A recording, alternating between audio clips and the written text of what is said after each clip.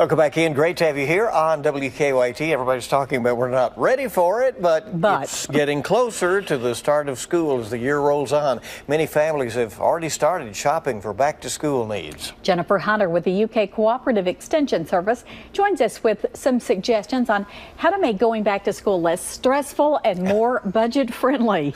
Those are really big. Really big. So how do you do that? How do you do that? Well, as we were just talking, there's a lot that goes into the start of school. Yeah.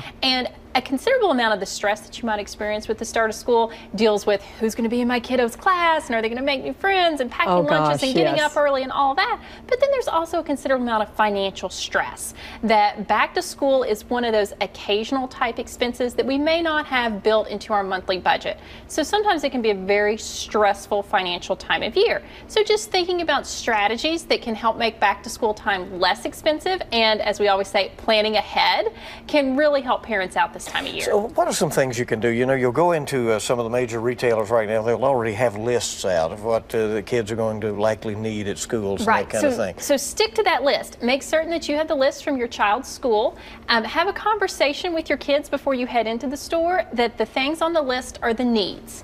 And as they get into the store, I mean, I know my little ones, they see a binder or they see a folder that's, you know, some character that they like, and they want to pick that up too. Well, that's not on the list, so then that becomes a want.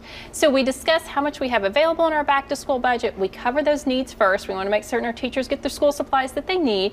And then if we have some extra dollars that help get the kids excited for school, that's okay. And if we don't, then maybe that's something that we put on the list for a little bit later when money's not as tight. Really an opportunity to teach the children some important lessons about money and budgets as well.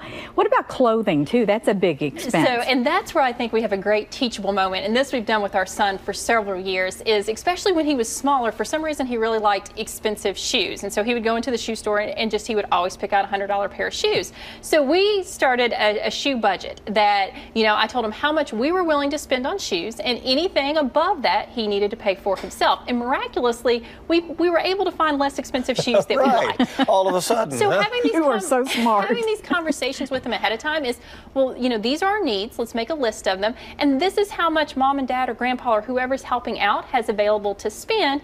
And then give them the freedom and the power to choose. And maybe if they buy 3 shirts, they learn what it's like to have 3 shirts. So that way they don't splurge as much next time. Where were you when my children were young? That's great advice. Great advice. Wants and needs, an important lesson. Needs. Thanks for coming in. We really appreciate it as always.